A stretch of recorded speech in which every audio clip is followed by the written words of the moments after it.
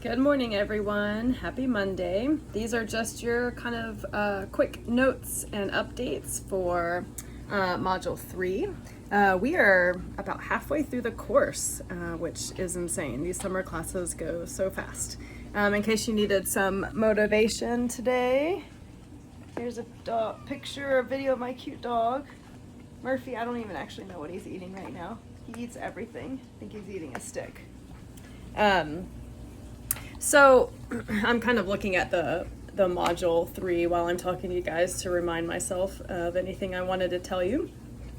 I'm excited about this module because the Victorian period is my favorite in all of British literature.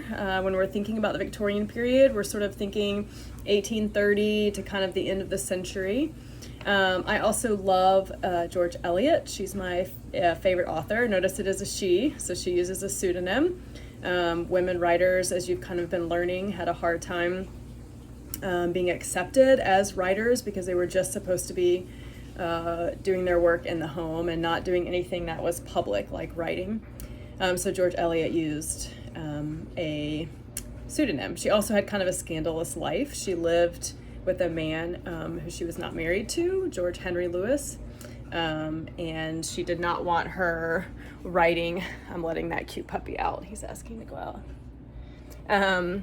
She did not want her writing to be judged based on her life. Where was I going with that? Oh, she was my favorite author. She's the one who wrote Silas Marner. It is a short novel, so you might appreciate that. It is deceptively simple. It kind of feels like a fable, but hopefully the pondering questions and some of the overview information will alert you to how it asks some really interesting ethical questions about how we engage with other people, especially people who are different from us. In terms of the poetry, we're also reading one of my favorite poems, which is by Christina Rossetti, and it's that one called Goblin Market. It also is deceptively simple, and it also reads kind of like a fairy tale or a fable. But again, the questions and overview material will help you see how there's kind of some deeper themes that the authors are dealing with. I did want to make sure that everyone was aware that for Blake, we are reading 2 poems, but they're titled exactly the same, The Chimney Sweep. He wrote 2 collections of poetry, one Songs of Innocence and one Songs of Experience, and they were representing different phases in life. And so I talk a little bit about that in the overview pages, what Blake means by innocence, what he means by experience. There also are 2 helpful handouts for Rossetti and for Blake, and they are back in the introduction module. There's a tab there that says helpful handouts for poems, so I really encourage you to go they're just quick handouts, and go take a look at those. And then the other poem that we're reading by Thomas Hood, Song of the Shirt, addresses some of the same issues as Blake does about poverty. But whereas Blake is talking about children in factories, Hood is focused on this the figure of this woman who is a seamstress. Your Engage quiz, which is due Tuesday, will focus on the poetry. And there's a couple fun activities, so hopefully some of you will choose some of those. There are several videos under key contexts that are geared towards helping you with the Blake and Rossetti poetry in terms of what was happening historically with poverty and with gender.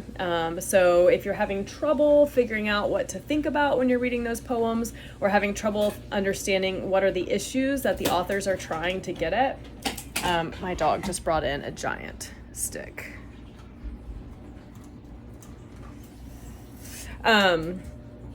Then those videos will be really helpful. So that's watch key context is what the tab is called.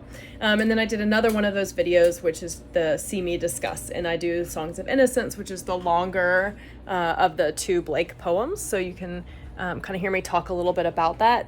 It can be difficult to miss Blake's critique, what he's critiquing in that poem, the Songs of Innocence. So I encourage you to go look at that video before you get too far into writing about Blake's poems. And then of course we have our final discussion board at the end of this week, and that will be on Silas Marner. We'll be sending out an email about the synthesis post for our previous last week, about Frankenstein. So I have some notes there about things that just want to make sure everyone is on the same page with and noticed about the novel. And so those are also posted to Module 2, but they will also be in that email. So hopefully at this point you guys are used to the rhythm of the course. You've got some things due Tuesday at midnight, some things due Friday at midnight, and then I'll also be listening to your audio responses today. So I'm looking forward to those. I've really enjoyed hearing and seeing you all talk to one another about your post. As always, if you have any questions or concerns, shoot me a quick email. I'm also always happy to do a quick Zoom. I hope you all are having a wonderful week, and if you are here in Texas, I hope you are surviving the heat. It is just awful. I will talk to you guys soon.